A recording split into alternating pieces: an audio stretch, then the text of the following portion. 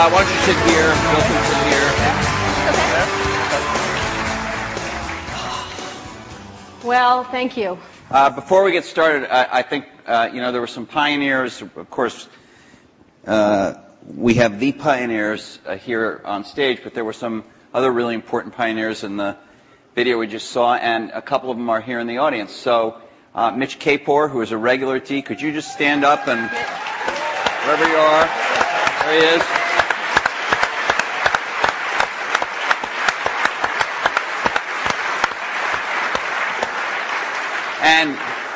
And Fred Gibbons, who has not come to D before but is here tonight. Fred. There's Fred. Right there.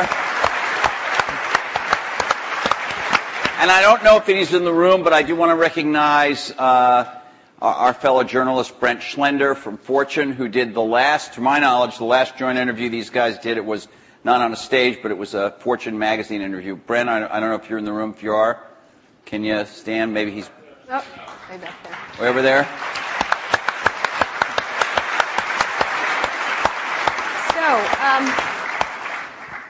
So let's get started. I wanted to ask, there's been a lot of mano a mano catfight kind of thing in a lot of the blogs and the press and stuff like that. And the first question I kind of was interested in asking is what you think each has contributed to the computer and technology industry, starting with you, Steve, for Bill, and vice versa.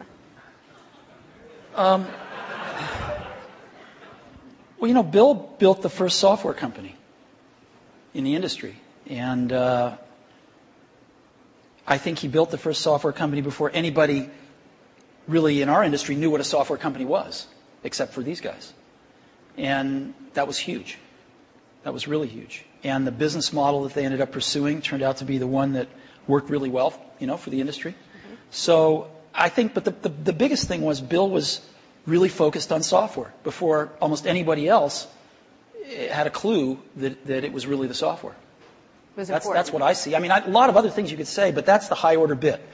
And I think building a company is really hard, and it requires your greatest persuasive abilities to hire the best people you can and keep them at your company and keep them working, doing the best work of their lives, hopefully.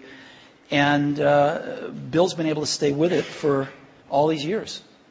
So, Bill, how about the contribution of Steve and Apple?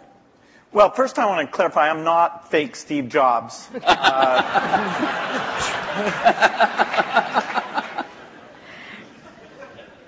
What Steve's done is quite phenomenal. If you look back to 1977, that Apple II computer, the idea that it would be a mass market machine, the bet that was made there by Apple uniquely, there were other people with products, but the idea that this could be an incredible, empowering phenomena, Apple pursued that dream. Then one of the most fun things we did was the Macintosh, and that was so risky. People may not remember that Apple really bet the company. Lisa hadn't done that well, and some people were saying, okay, that general approach wasn't good. But the team that Steve built, even within the company, to pursue that, even some days it felt a little ahead of its time. I don't remember that Twiggy disk drive. 128K. Yeah. The Twiggy disk drive, yes. Steve gave a speech once, which is one of my favorites, where he talked about, in a certain sense, we build the products that we want to use ourselves. So he's really pursued that with incredible taste and elegance that has had a huge impact on the industry. And his ability to always come around and figure out where that next bet should be has been phenomenal. Apple literally was failing when Steve went back and reinfused the innovation and risk-taking that have been phenomenal. So the industry's benefited immensely from his work. We've both been lucky to be part of it, but I'd say he's contributed as much as anyone. We've also both been incredibly lucky to have had great partners that we started the companies with, and we've attracted great people. I mean, so everything that's been done at Microsoft and at Apple has been done by just remarkable people none of which are sitting up here, today. Well, not us. Well, you're sort of the Not not us. And You're in a way you're the stand-ins for all those other people. in a way we are. In a very tangible way.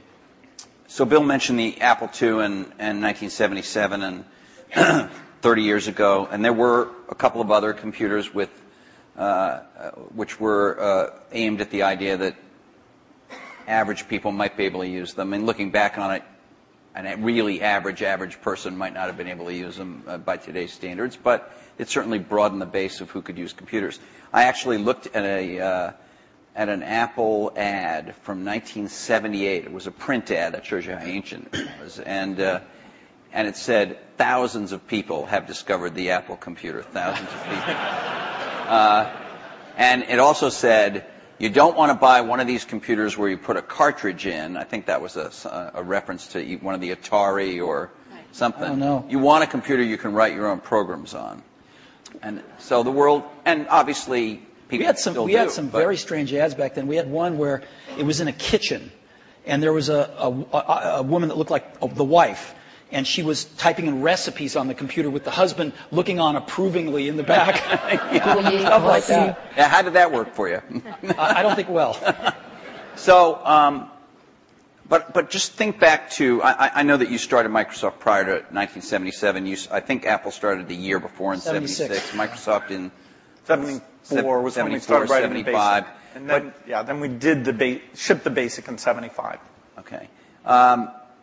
Most people, some people here, but I don't think most people know that there was actually some Microsoft software in that Apple II computer. Do you want to talk about what happened there, or how that occurred?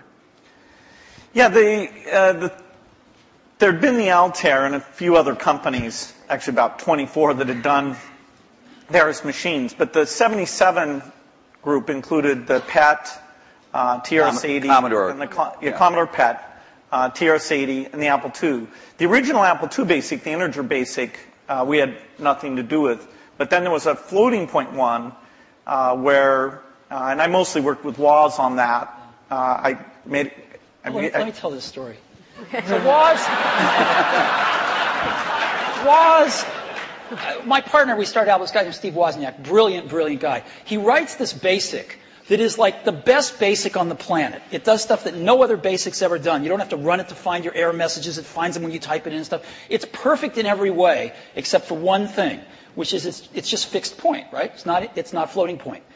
And so we're getting a lot of input that people want this BASIC to be floating point. And like we're begging Woz, please make this floating point. Who's we? How many people are in Apple? Well, me. Yeah. We're begging Woz to make this floating point. And he just never does it, and he wrote it by hand on paper. I mean, he didn't have an assembler or anything to write it with. It was all just written on paper, and he'd type it in. He just never got around to making a floating point. Why? Well, this is one of the mysteries of life. I don't know. But he never did. And so, Microsoft had this very popular, really good floating point BASIC that we ended up going to them and saying, help. And how much was I think you were telling us earlier. That was $31,000. That Apple paid you for the floating point BASIC. And I flew out to Apple. I spent 2 days there getting the cassette. The cassette tapes were the main ways that people stored things at the time. Right. And, that was fun. I think the most fun is later when we worked together. Well, what was the most fun? Tell the story about the most fun that was later. And maybe later, not the most fun. Let him talk. I'm teasing.